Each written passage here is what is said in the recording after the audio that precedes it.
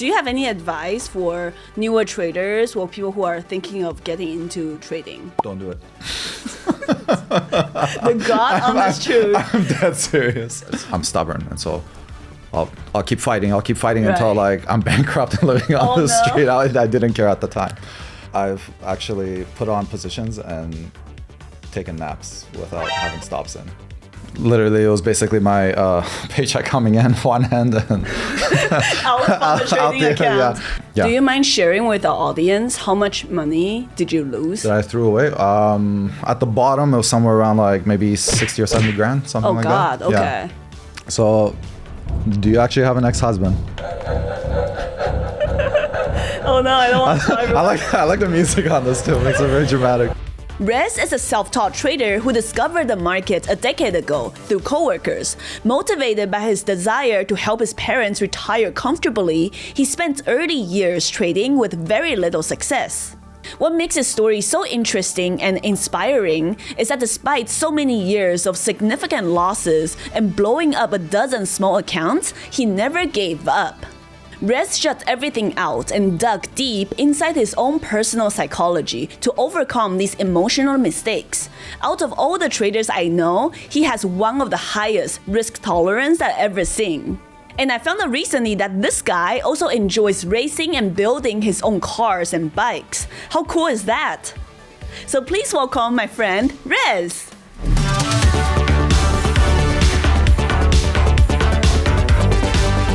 Welcome back to the second episode of Humble Traders, a podcast for active traders. I'm Shay, aka Humble Trader. If this is your first time tuning into the podcast, I interview, share stories and strategies from some of the most inspiring traders from around the world. If you're interested in hearing what it's like to be a high-risk, high-reward trader, then you're in for a treat today. So make sure to smash the like button and subscribe if you want to see more trader interviews like these in the future. Welcome to the podcast, Rez. Thank you very much. Thank you for having me. Yeah, and we actually initially met at Traders for a Cause, which you're proudly representing today. Of course. Yeah, we had a good time in Vegas. Yeah, we did. That was a good time. Yeah. So tell the audience a little bit about yourself, like how long you've been trading and what got you into trading in the first place. Sure. I'm Rez, as you said. I've been trading actively a little over 7 years now. Total, maybe around a decade or so, a little bit more than that. And what got me into it initially was actually a way to help out my parents in their retirement. So that was the whole motivator and the kickstart for the whole thing. And when you got into the stock market, were you immediately jumping into trading, or were you looking at investing or like swing trading at first? Yeah, so when I first actually started, it was how I found out about it was through some of my coworkers that were doing their like retirement funds and all that. They were talking about, RRSP and TFSA and all this for later. Mm-hmm. And that got me interested. I was like, this might be something interesting that I should get into as well. I was young then. And so when I got into it, I was buying the generic, big companies and just swinging. Yeah, the Apples, the Amazons, the Netflixes, all that stuff, and just hanging on to them forever. And I had the whole intelligent investor mindset from Buffett and those guys. And I read those books. I read like that one. I read the what's the other, security analysis. Is like giant. Don't even use them at all. Yeah, so I started with that, and then of course I found small caps after that. And that's where it all went downhill. But downhill fast. But really downhill fast. But yeah, but like now currently I'm all over the place. So I touch anything that moves. I have my hands on it. Any opportunity I see, I try to get it on it. So yeah. So were you trading part-time when you first started, yes. or you jumped straight into full-time? Yeah, no, it was part-time from the beginning. Yeah. Okay. What about now? Now I do. I'm actually full-time on both. So I do full-time trading in the morning, and then I do full-time like work right afterwards. Okay. My work schedule is a little bit flexible here and there, so I'm able to do that. During COVID was the transition time. So I used to be part-times in the morning, and then I'd go to work afterwards. We're on West Coast time, so it's a little bit that's easier. Market opens 6:30 a.m. here, so you can do that, and then start your work at like 9ish, 10, whatever. But then once I had a little more leeway at work, I was able to, negotiate my time and all that. And so I was able to do full time, both. Okay. Yeah. So there's no plan to ever go full time? Like actual, I mean, when I say go full time trading, I mean like quit your job to do that? It's funny you mentioned that. Actually, just this morning on the chat, I was talking to a couple of the guys because I missed a really big opportunity. And it was because I left to go to work.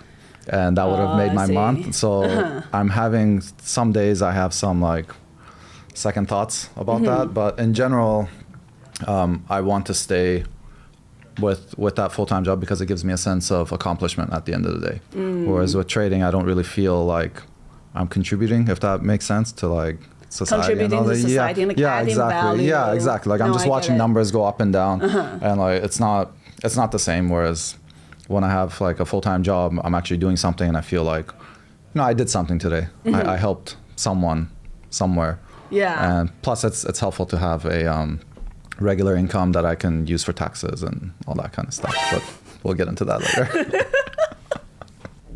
So you say you've pretty much been in the market for 10 years and trading for 7 years. So how long did it take for you to become profitable? Approximately, when I started active trading, it took me approximately 3.5-4-ish years, Okay. somewhere around then.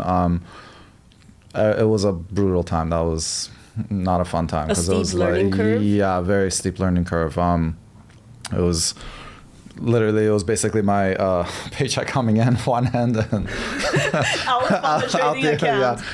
the other end. And, it was very like, I blew up multiple accounts. I was depressed that time, like full on depression and like just upset with myself. And it was not fun. But once I kind of got the hang of things, once you kind of pick back up and take it seriously, then like went to break even, and then from there it kind of took off. And of course the whole COVID market happened, and I was prepared for it. So when that happened, that was the exponential takeoff.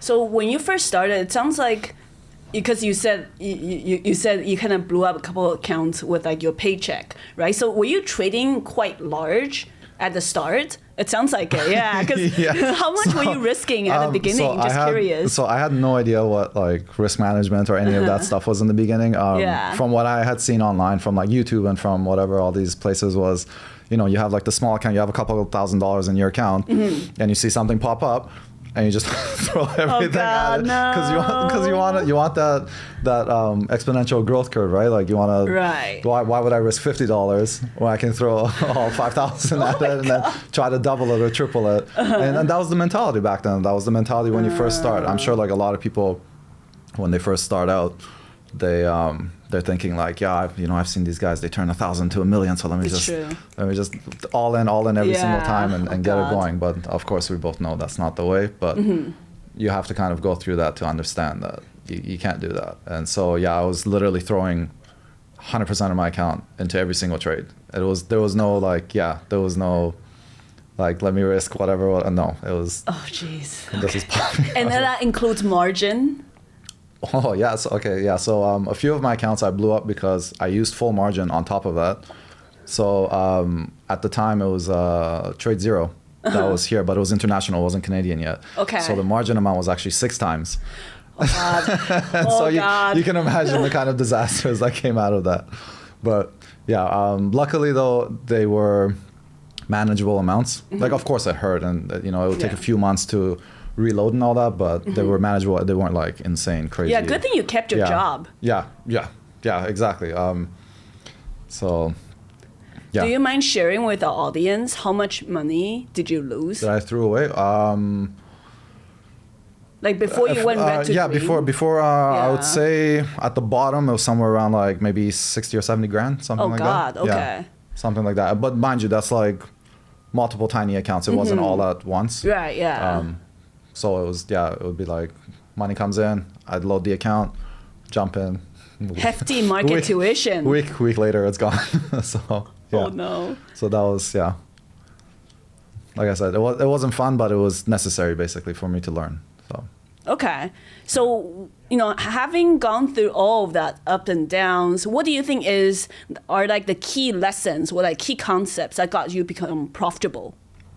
I would say two, and I think we actually mentioned this before too when we were in Vegas that we were talking about this. The first one, which I think is actually a little more important than the second one, and hear me out. First one is not to give up. So you have to have a passion for it and not to give up, because the minute you throw in the towel, that's it. You're it's done. over. That's it. You're done. It's over.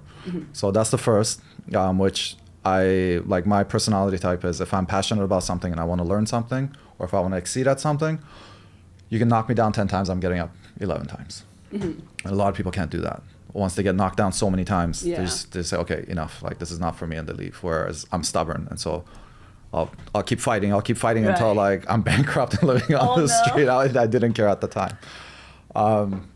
And then second, and this is probably the generic and most important that everybody else says, which is very true, is risk management.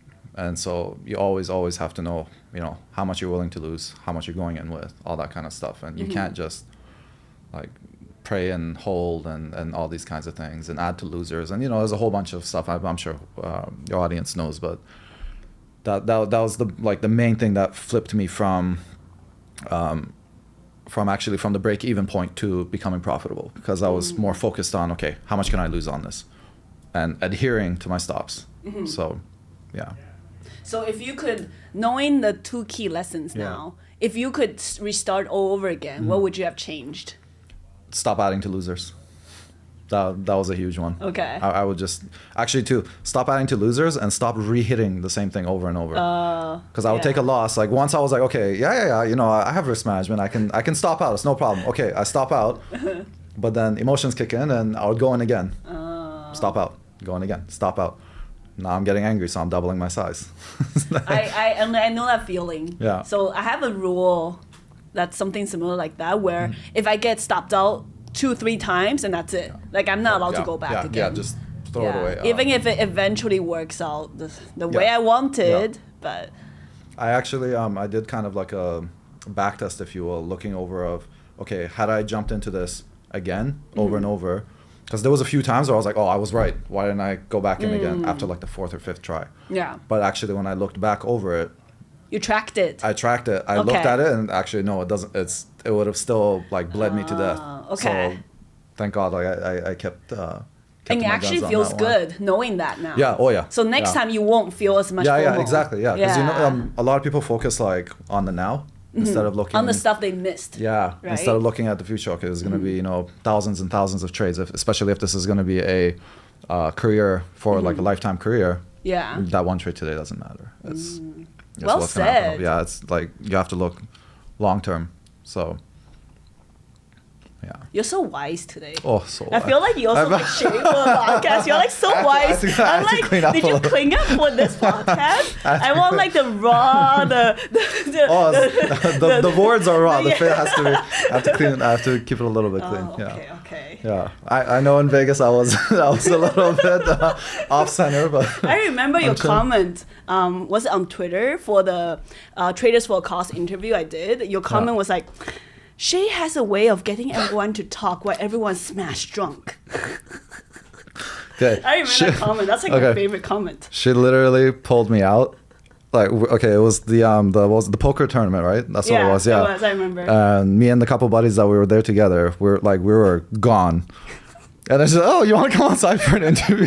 Like, the timing. Yes. Sure. Okay. Hey, but you did great.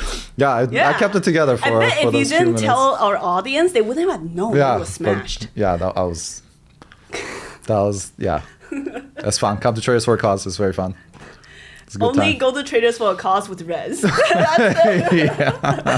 If you're not going this year, I'm probably not going either. Oh no, I'm going. Oh, okay. I'm going. I guess I just signed myself up. There's a few people I need to get back at. Oh really? Yeah, that I need to punish. Let's put it that way. Okay. So, God. I'll be there.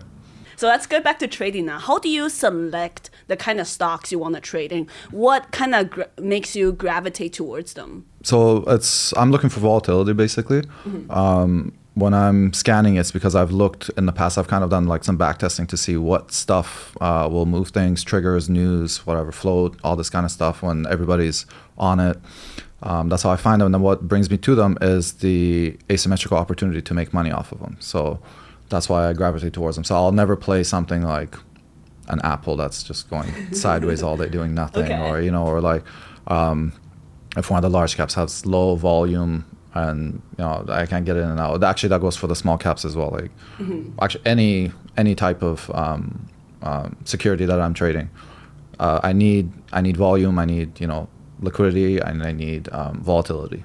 And those are the main things that I look for to jump Do you in. have a preference for like the lower float stocks or the bigger floats?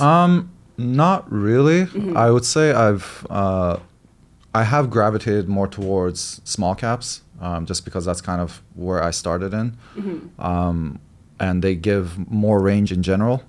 Of course, when you go into options, it's a different story. But for just equities specifically and small caps, there's like the usual pump and dumps and stuff like that. It gives you a lot of range that you can play with on the front and the back. So that's usually where I move towards. But anything is moving, I want in.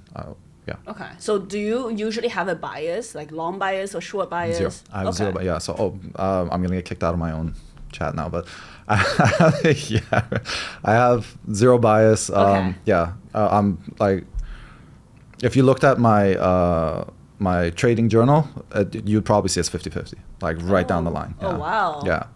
Yeah. So even in last year's market and this year's market, it's still 50-50. yeah, still 50-50. Oh, wow. Yeah, That's I only pretty amazing. I only take the trades that I think are gonna give like asymmetrical risk reward, like really big upside, whichever, up down. Yeah. To the risk. So sometimes that ends up being the long side. Sometimes it's the short side.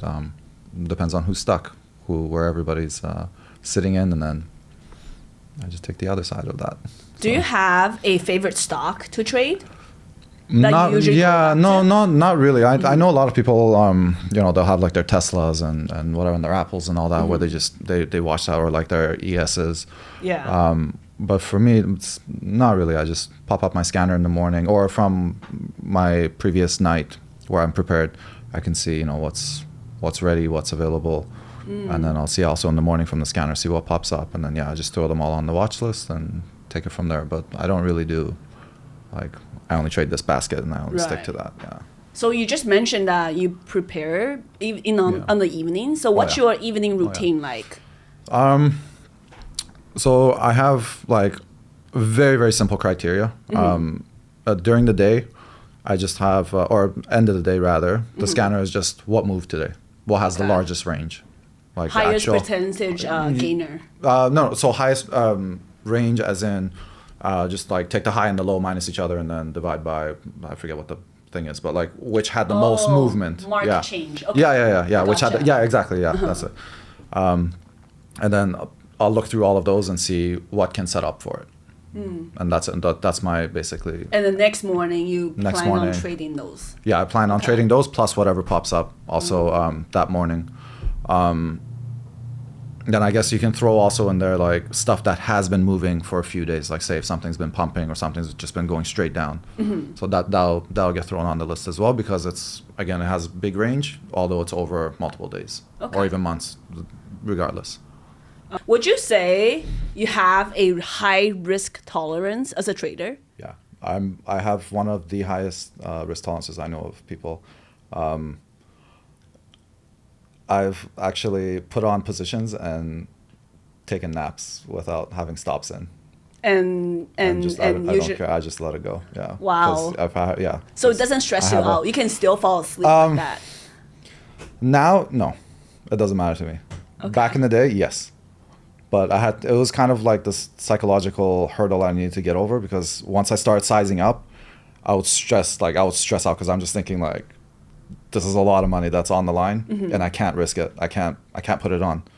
And then so that would stop me from my growth. I wouldn't be able to, grow my accounts and all that. And you can't push past that. But I learned to be uncomfortable and just accept it. And, as bad as it sounds, it's just numbers on the screen. So didn't. Yeah, but I'm just imagining, what if it's like a low float runner and during the time I've been you're stuck in taking a few of those. I've blown, what was the last one that screwed me? ILAG, if you remember that one. Yeah, I remember last year. It just went off. Yeah, so that one, it took my whole account. Oh God. So I'm sorry. But like I'm saying, it took me like a week, like a few days of just like I hate myself and I want to kill myself and blah blah blah. But then right after, I'm like, okay, back on the horse, let's go. So that's what, like I said, that knocked me down. I'll just get up. Doesn't. So you wouldn't consider taking a nap with a stop in place? I mean, I do now. Yeah. I do now, but sometimes I like to keep it interesting. Oh God. Okay. Once in a while. I guess that's the thing with having a job. Like you know that you can refund it if needed, right? Yeah, it's It's stable income. Like it's you're never gonna lose that. Part of it is also like a lot of the guys that I talk with, we joke around a lot and stuff, but I started taking it like at face value. So we joke like, ha ha ha, like, you know, I'm in this stock and I don't have any stop. I'm like, ha ha ha, me too. Oh no. Yeah, because that's okay. And only one of you guys are joking. Yeah.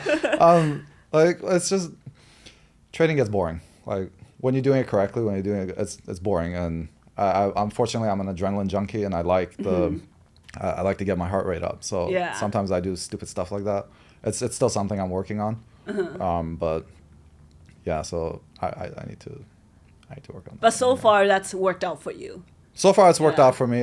Just because I've kind of like I know what I'm doing. Like it's, you know, it's been a few years. Like I've been doing this a while, so it's not like, oh, I'm just throwing my whole account at something and then walking away and then let it do whatever it wants. That's not how it's working. I'm still positioning so that even if it does, pulls like a what was the recent, like a HKD or ATXG or something on me. Like or that, GFAI. Like, or GFAI, or GFAI, yeah. GFAI right now, like it won't make a difference. It's okay. Like, of course, the losses are going to be huge, but at the end of the day, I can reload. I can start it again. It's not a big deal. So I did introduce you correctly by saying that Rez has high risk, high reward. Very, very high. Oh. Risk, yeah. It's not a good thing. It's not a.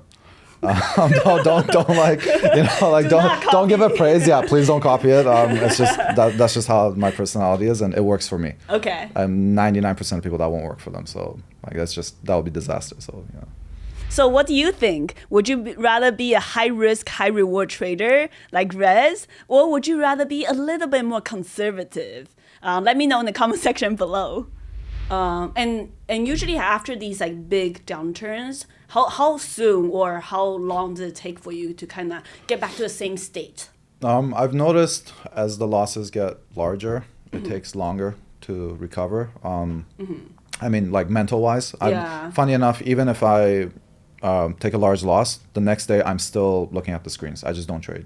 Okay. Just because I like to stay with the ebb and flow of the market and all that and see what's happening, because I don't want to come back like a week or a month later and have no idea what's going on and then just you know go in. But it usually takes me, like I said, so it will take like maybe a day or two to a week. Longest one way back in the day was like three or 4 months. That was, I think it was like my 8th or 9th account that I blew, that I was just like, okay, this is not for me. I can't do this. You know, I was in depression mode. I had issues at work. I had issues with family and all that. So I was just working through everything. But once I kind of cleared the rest of my life, I was like, okay, time to go. Let's go again. And so get back up and keep going.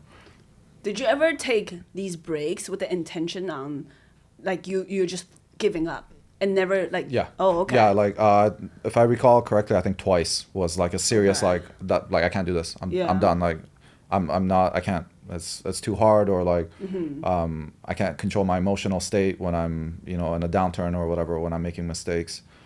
But somehow I always those 2 times I got kind of motivated from my friends that were also in trading and stuff, and like the guys that I talked to, and that kind of slowly brought me back in. And so I was like, okay, you know what? Let me try this again, but like tiny amounts. I'm talking like 5 shares. I'm not even kidding. At one point I was trading like, I think like 2 or 5 shares was my minimum. Yeah. And just from there slowly like single, and then kick it back up again and slowly work my way back up through that. But it's now that I'm thinking about it, it's thank God that I restarted again, because I wouldn't have met so many people. As my favorite part about trading is all the people that I've met. Aww. So yeah, I think, you know, trading is kind of like a relationship. Sometimes you have to take a break and really like walk away from it to really miss it again. So yeah, I gave up on trading twice too during my first 3 years. And I thought I was, like you said, I thought I was never going to come back. And I went back to the office, and like a week later, I'm like, oh, I'm so bored at work. There's nothing to look at. There's no numbers. There's no losses. Yeah. So things got boring. I got really slow without the market. So that's why I came back. Yeah. And do you like coming back? Did you? Yeah, I did. Yeah, well, okay. I quit my job eventually. So Right. I didn't love my job like you do. Even though I was making movies, so technically speaking, you can say it's adding more value to society, like you mentioned. Course, yes, but the environment was so bad. So I it was either I'm burnt out and I become really sick, and I had like arm problem from all the drawing and stuff. Or I contribute to society with another Hollywood blockbuster. Like, come on, like, so. Yeah. So I don't regret quitting. So could you tell our audience listening to this, on a high level, what is your strategy like for trading on the long side or on the short side? Okay. So I studied almost everybody that's like popular, all their styles and all that. And I took a little bit from everyone. Then myself, I went back and looked through thousands and thousands of charts and kind of made my own strategies of what makes sense to me. And so that's what I do now. And like I said, it's the ones that I'm looking for that have like a big risk to reward, or potential risk to reward rather.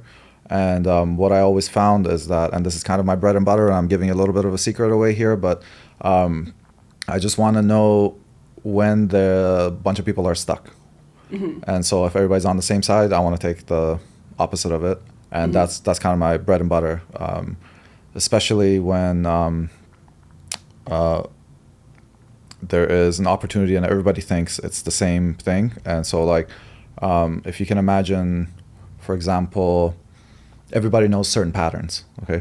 And so when the market maker, algo, whatever, is painting that on the chart for you, and everybody sees it, and they go, okay, whatever, this is a flag or a wedge or just the gap up short, anything, like any little thing that everybody knows, and everybody jumps on the same thing.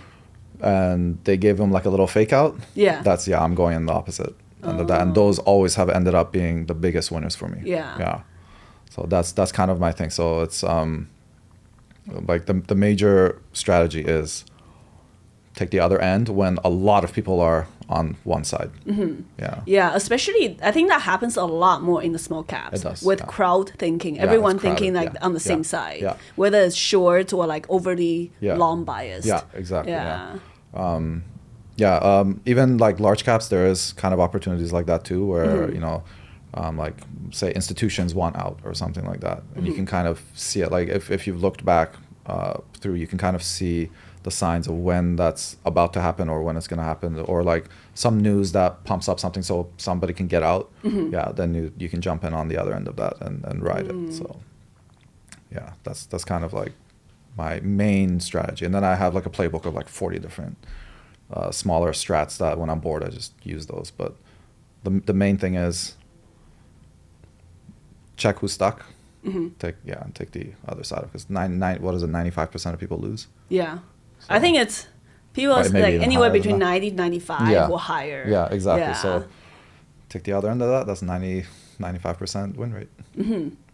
I mean, my win rate is not even close to that. I was gonna say. No, but I always joke. I actually always joke with my buddies is that take your if your win rate is low, just take your buy and sell button and like flip them. Just flip them. Like try it for a month. I'm dead serious. Or you can just move your monitor upside down. Or flip it upside down. No, I'm like dead serious. I'm like try it for. I actually did that once for a month and I was profitable. Oh my god! Really?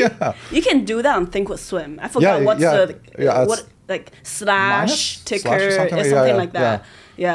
So that's a tip for those who are always losing. No, but that shows you like it's all risk management. It's not like you can literally flip a coin, like close your eyes, flip a coin, and jump into something day in and day out, right at the open. And just you can still make money that way. Like no joke, you can still make money that way. Oh my god. I think you mentioned that you used to be very systematic, but now you're more discretionary. Could you tell us what was your system like, and why did you move to a more discretionary trading style?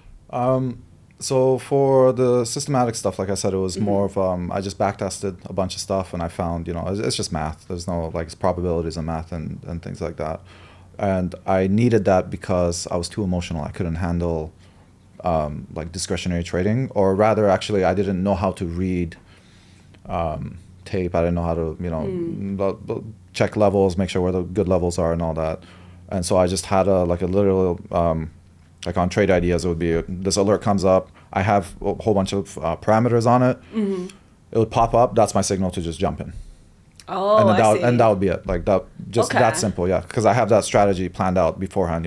If it's up this much, doing this, jump in here. This risk, this reward. Done. Oh, so that's in the earlier years. Yeah, in the earlier years. Oh, so you don't have to worry about that at all. And I actually recommend people doing that a lot because it also makes you look back and go through charts, and you can kind of like put these patterns in your head that stuff that happens over and over, because that's all we're doing, right? Like we're trying to predict like the probability of something happening. Yeah. And then as time went on and I got to kind of get to know things more and more, it became more discretionary, because now I see, okay, I know what pattern's coming up, but I can kind of tell, this is a trap, or a bunch of people are stuck on the same side, and so I'll take the other side of that. And so that's where the discretion. Mind you, I still do systematic stuff, but it's way less than before.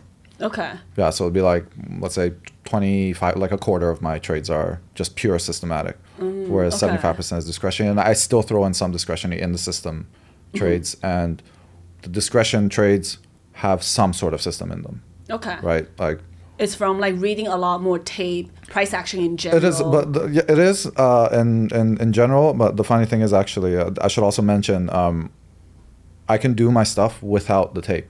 I don't even need level 2. I don't need tape on top of that. Yeah, so it's like if you just read levels and volume, that's all you need.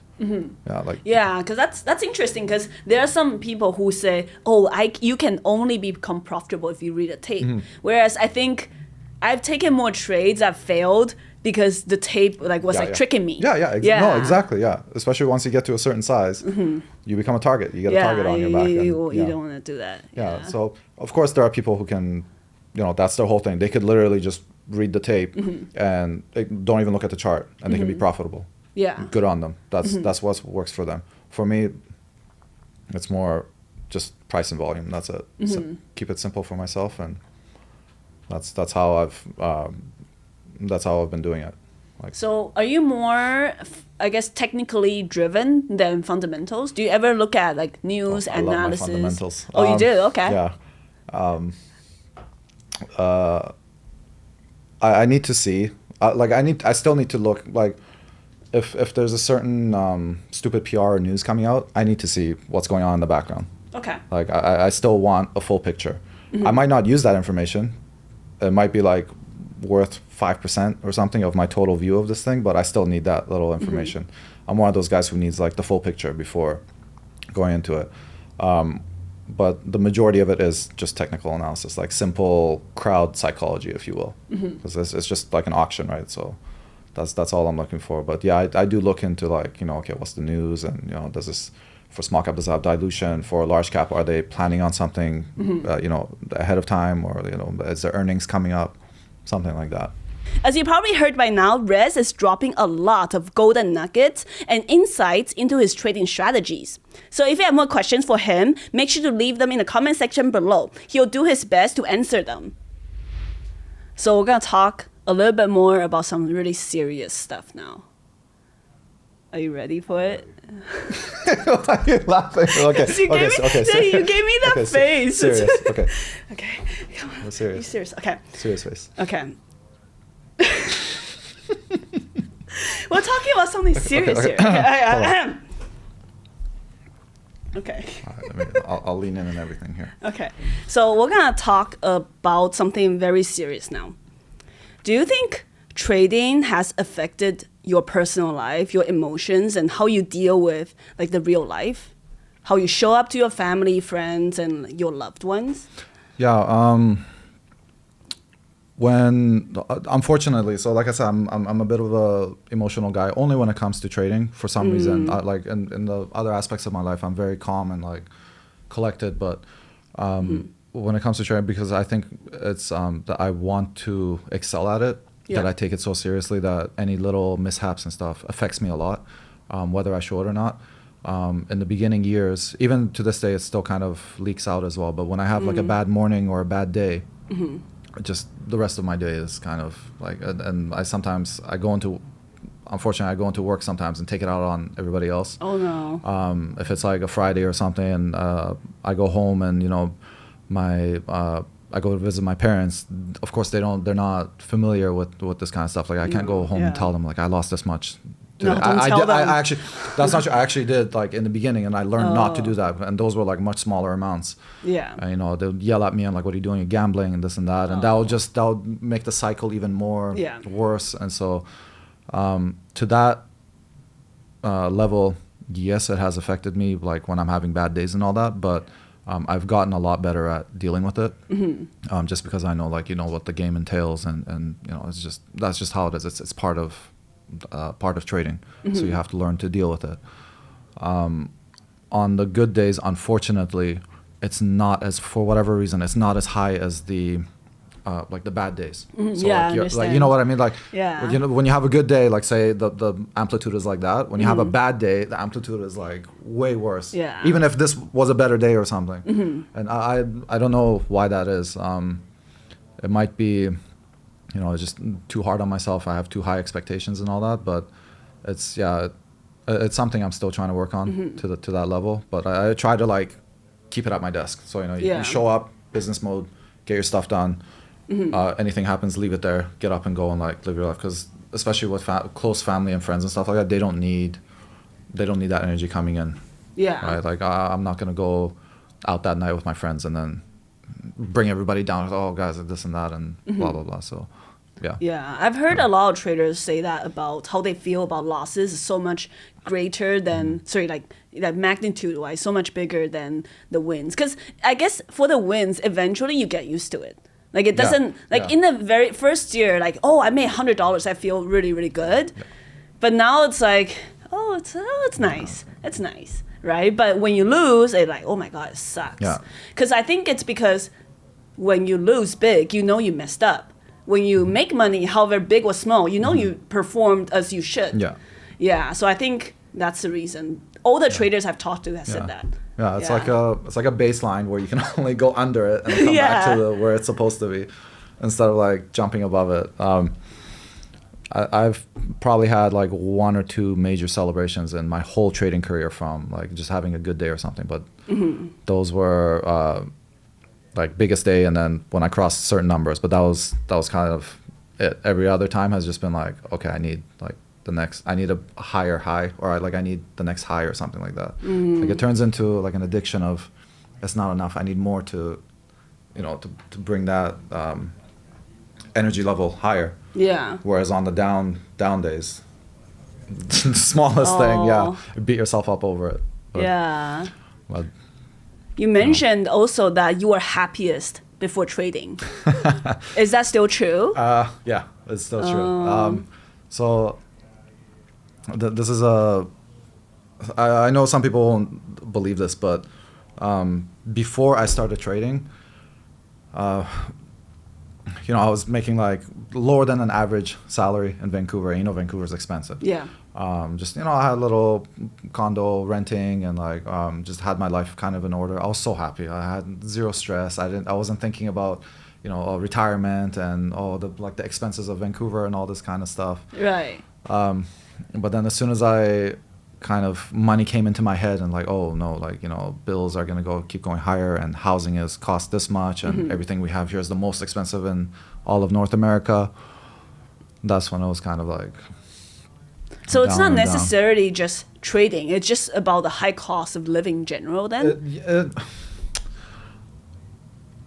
Or inflation. It's just inflation. Yeah, it's like the inflation and cost of living and stuff here, but also I think it's more actually to do with money than any of those things. Like once the whole money thing popped into my head of like, okay, I need to make something of myself. I need to provide for the people around me, for the people that are close to me. It just, it completely shifted my mindset of like, now I can't like relax and enjoy myself.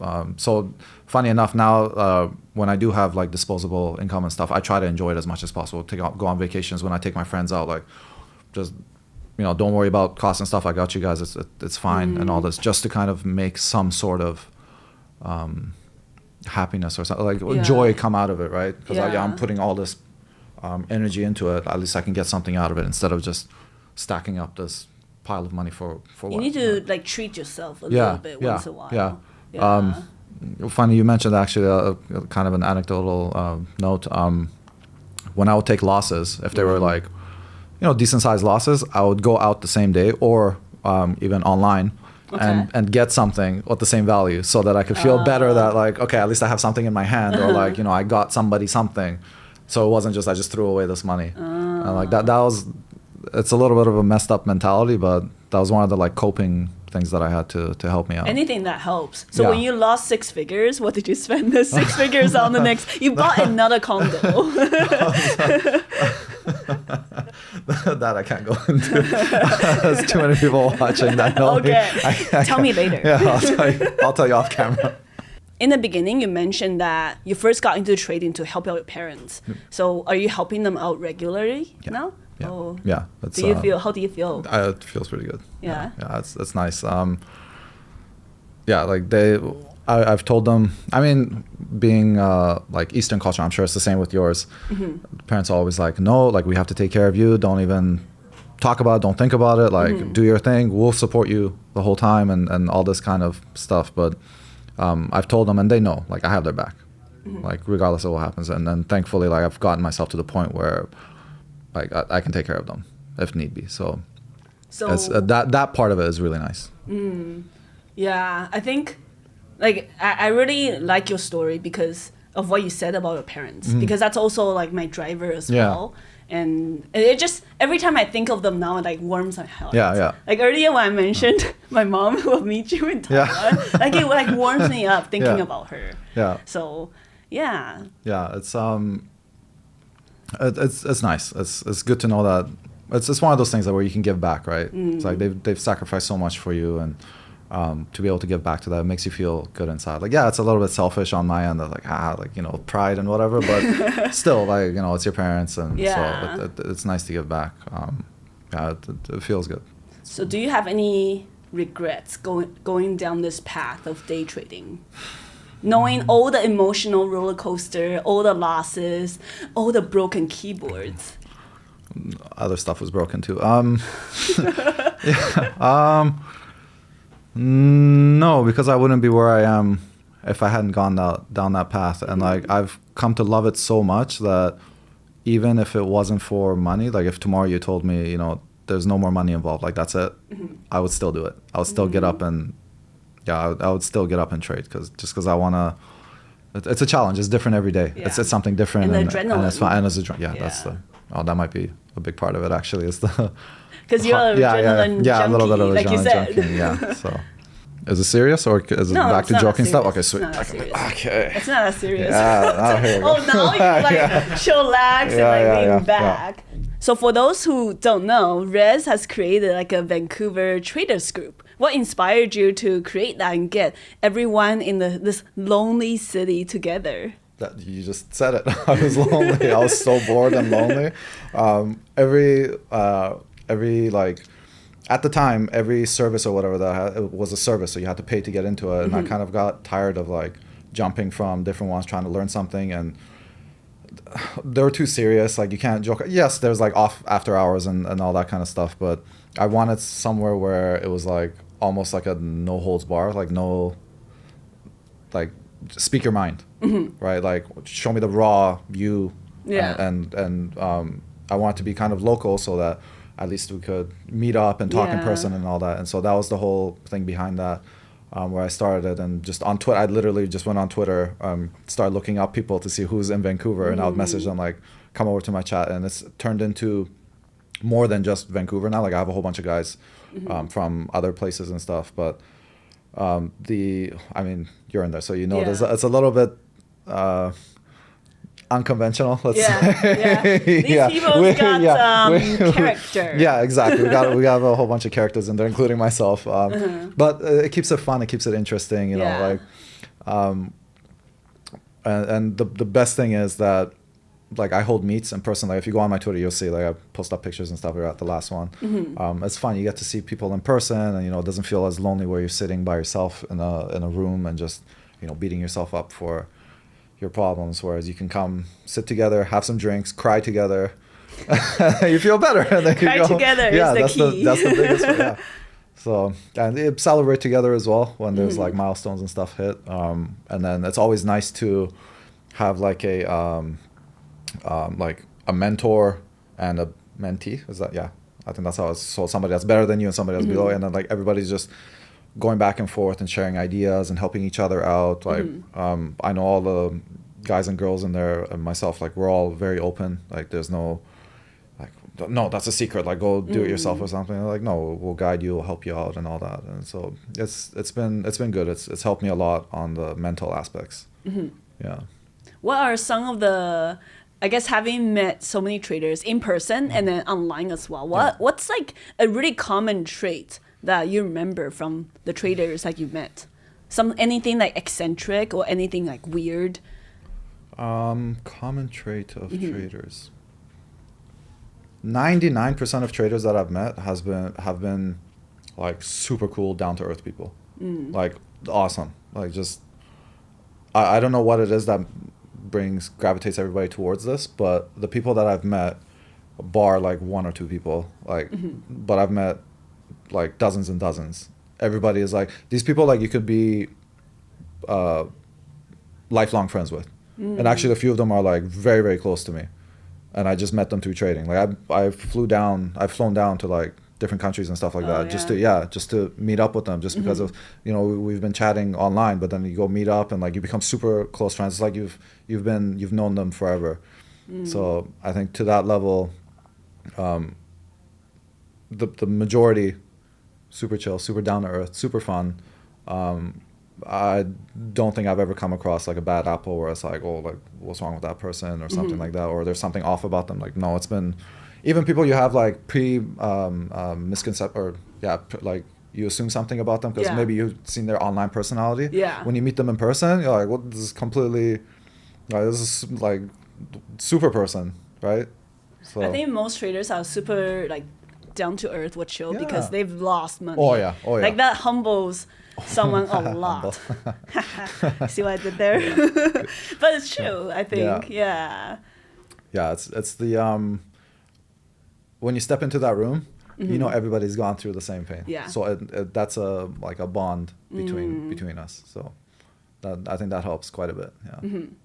What outside of trading, what kind of hobbies do you have? Because trading is risky and stressful. Like, what do you do to let loose outside of trading? I'm into nightlife right now, where I'm trying to get out of. So that's one thing I really like, going out with my friends and just, you know, showing them a good time. I'm sure you know, because I've taken you out a few times. I forced you out a few times. That's only one shot, Shay. Only one. 10 shots later. I'm not even kidding right now. That, and then one of my biggest, probably like the number one thing that kind of stress relief and therapy, whatever you want to call it, for me is just, I build cars and like bikes and stuff. Like, I'm really into like a creative outlet when it comes to just, you know, building like fast cars and like racing motorcycles and things like that. I used to be, I was an acrobat for like 12 years as well. What? Yeah. I did a lot of acrobatics before then. Again, the adrenaline junkie thing, right? You were an acrobat? That was it, yeah. So for like the longest time, and then I destroyed my body. Oh God. Yeah. So I had to stop that. You can do a split? No. Back then, yes, but not anymore. I'm like so impressed right now. Yeah. Is there anything you cannot do? Lots of things I can't do. Yeah, those. What else? Like, art. Like, I'm doing so. I'm like, my tattoos and stuff, these are all my own art that I'm putting on myself. Dude, this guy is talented. It's okay. Actually, I have zero talent in everything, Okay. It's all hard work. It's all just the whole. I told you, like, I mess up, I just get up and do it again. Like the cars that I built, I've blown multiple. Like I've messed up. Oh yeah, blown engines left and right, broken stuff down. Yeah. But you just over and over and over and over until don't give up. Don't give up until you get it. And I think that's one of the like main things you need for trading specifically too. Yeah. Like that's so true. The minute you give up, that's it. That's if you're passionate about it, just keep doing it, keep pushing it. It doesn't matter. Like you gotta enjoy yourself. What does the tattoos on your knuckle mean? Not your knuckle, sorry, your fingers. Yeah, fingers. So now this is getting personal, but it's okay. Oh, okay. It's the amount of taxes you owe. Only 5. I wish it was only 4 figures that I owed.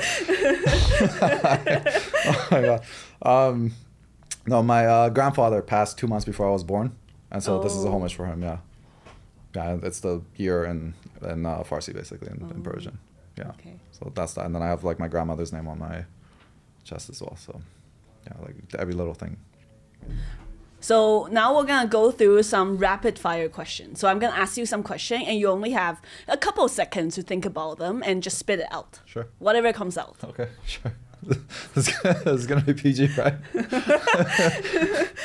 you might have to blur out. Yeah, you might have to blur out some stuff. But yeah. Okay, let's go. The key to successful trading is a risk management. Wow. That's very pretty PG. I'm ready for that one. Let's go. If you could have dinner with any investor or trader, alive or dead, who would it be? What's his name? Made the book. Not Larry Livingston. Jesse. What's his name? Jesse Livermore. There you go. Yeah. I shouldn't have answered for you. Yeah. Larry. No, but it was in my head. I was just trying to remember his name. When you say the book, I thought about it. Yeah. Okay. What's the one thing you would change about trading industry as a whole? Too much like bullshit. Basically, like there's too much smoke and mirrors. There's too much. Just be honest. Be real. Also, cheaper locates, please, from the brokers. I would appreciate that. What the first thing you do after you blew up an account is? Smash the keyboard. I had the feeling that was coming. Yeah. I actually smashed the keyboard. I think I broke one of my monitors. I hit the gym, beat up a punching bag, and then... Who would you rather become? A really high-performance professional trader or a high-performance motorsport athlete? Trader. Really? Yeah. Oh, I really thought you were going to say the latter. Trader, yeah. No. Oh, okay. Yeah, trader. Yeah. Yeah, that's. Do you mind telling us why? I know that was probably really tough. Yeah. But you gotta pick. Because that has a higher passion to me than the other one. Like, okay. I thought you were gonna say you would die. The second part, you could potentially die. I mean, yeah, with this too, from the way that I trade myself, from the way I treat myself, I'm gonna have a heart attack one day or something. Yeah, right. All the white hair on my face is from the stress. Yeah, it's from stress of trading. God. So, yeah. I think trading does age you. It does. It really does. Like I looked like I was 20 up until I started trading, and then after I hit trading, it was just. You went from 20 to 40 to 50. No, honestly, even my parents were like, "What are you doing? Like, why does your face look like you're stressed out all the time?" And then I told them, like, "Yeah, I'm trying this new business and blah blah blah." They're like, "Stop! Like, it's new we can business. see it in your face. Yeah, like your face. We can see it in your face, and you're stressed out and blah blah blah." And then just stop. And then they found out about what I'm doing, and then. But it's true though. At Traders for a Cause, I met so many traders, and somebody mentioned their age. I'm like, oh, "You're only 30? Yeah. You're only 25?" Like, I didn't ask them what they think of me, but but yeah, that's true. It's like scary. It's the stress. Yeah. I'm telling you, it's the stress. It's the biggest thing. If I give like one advice for somebody that's trading or starting now or like whatever in the middle of their career or something, as much as you can, like take care of your health.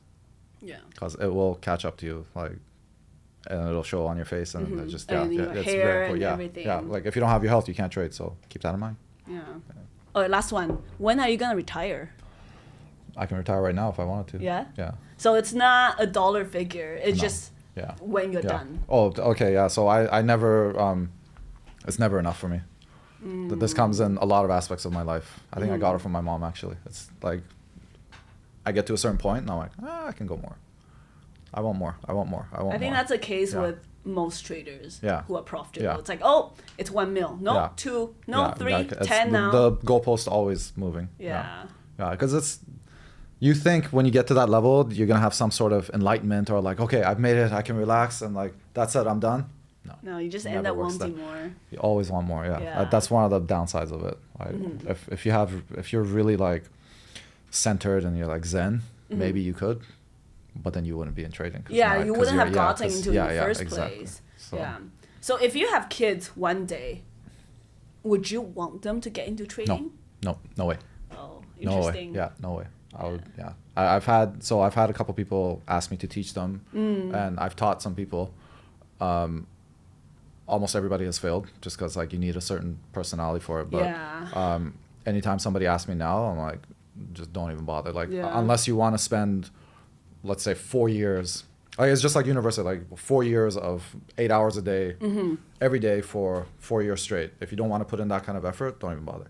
Like it's not. It's so true. Yeah. It's not like a hobby. Trading is not It's a hobby. not. It's not a Yeah. hobby. It's not fun. Like it's work. It's real work, and the most amount of work comes in outside of market hours. And that's like the main thing about it is you can't just show up to your desk and oh yeah, I know some stuff. Let me trade a few hours and then go to work and then do whatever and live your life. No, that's not how that works. And you that need to put in the is hours. the reality of Yeah, trading. You need to put in the hours. Yeah. If you watch the first episode of this podcast, you know that we played a game called the Lie-detector game, trader version. So this should be pretty fun. Can I go first? Well, you have your hand Yeah, in there, I guess you have your shall hand ask the in there. question first. So I get to go first. Okay. First question: would you date a trader? No. The answer is no. Let's go towards the lie. Wait. Wait. Did you get shocked or no? So that was the truth. So I that didn't means- get shocked. So that means it's true. Oh, Okay. Yeah. All right, so my turn. Are you ready for this? Are you ready to be stunned? Hit me. Let's go. You're just like, I'm dying to get stunned. Yeah. Make me feel something. This depressing life. Do you want to be a top G? Hit it. Hell no. Are you sure? I'm assuming you mean the bald guy, right? Hell no. I actually really hate that guy. Oh, you're telling the truth. Damn, you should have lied so you get stunned. So, do you actually have an ex-husband? Oh no, I don't want to tell everyone. I like the music on this too. It makes it very dramatic. No, I do not. Oh, okay. No, not everyone's gonna know. Nobody's gonna like my jokes anymore. Now you can't make those jokes. Oh, man. So dating as a trader, do you tell the girl that you are almost gambling on the first date? No. Are you sure? I thought you're all about honesty no, and transparency. I'm trying to calm down my heart. What's with all the truths here, Rez? I thought you want to get shocked. No, I don't like. I never tell them about it. Never, Yeah, ever? no, But they're gonna no, find out No, eventually. they will. Yeah. Yeah. Like if it becomes serious. Yeah. By they find out. then, it's like too late. Yeah, exactly. You're like, I already lost. Yeah, I like too bad. Yeah. Okay. Everyone's telling the truth here because no one Okay, wants let to me get see. done. So, do you actually like going out and like partying? I used to when I was in my early 20s. You can't say. Now I don't. Now I really don't. I used to though. In my early 20s, like if you had met me when I was like in that phase, I'd be like, yeah, 10 a.m. Let's go. Will you ever consider quitting your full-time job and just head into trading full-time? No. No? Are you sure? No. This is the most boring game. Have you wait, don't. Have you paid taxes in the last 5 years? I've paid all of my taxes. All of them? Every single one of All them. I've of never them. hidden anything from the CRA. Wow. All my money is in my bank account. 60% taxes? I paid 79% taxes of everything. That's insane. That was Oh, it. was that supposed to sting? Oh, you didn't feel anything? Oh. That was it though. Yeah, That, I mean, that it was sound? like a little, but that was about it. Oh, really? So, yeah, I've tortured myself too much with car Oh, batteries. This is but the that would have been it this though. is the problem. Okay. So you that's- didn't feel anything? No, I did, but like I Oh, you thought did? I thought it was gonna be You're like so It was not. I thought it was gonna be like. So do you have any advice for newer traders or people who are thinking of getting into trading? Don't do it. The God honest truth. I'm dead serious. Just don't. Don't do it. Don't do it. Oh God. Okay, do it if you want, but like maybe don't actually use money for like a year or two just so you can see how you feel and all that, because that statistic of majority of people lose is true. It will hold true. So if you can't handle the losses, you can't handle losing that money. If it's money that you can't lose, just don't. On the other end of that, for the people that are serious about it, that want to put in the time, that want to sacrifice, that are okay with blood, sweat, and tears through the years, number one, and you'll hear this over and over and over and over and over, risk management. Where can people find you if they want to find you on social media?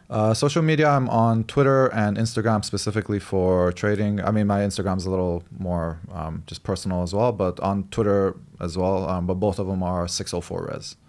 604 is res. Yeah, 604 res. Yeah, and my DMs and stuff is always open. I'm more than happy. I'm an open book. I can answer anything you want. Yeah, like I said, I don't hold any secrets, but I don't mind guiding people and just helping them out, passing the ladder back down, basically. So, yeah. If you enjoyed this video, this conversation with Rez, make sure to leave any questions you may have for him in the comment section below. And remember to drop a like and subscribe if you haven't done so already. Thank you guys so much for watching as always. I'm the Humble Trader, and this is Rez. And we'll see you guys next time.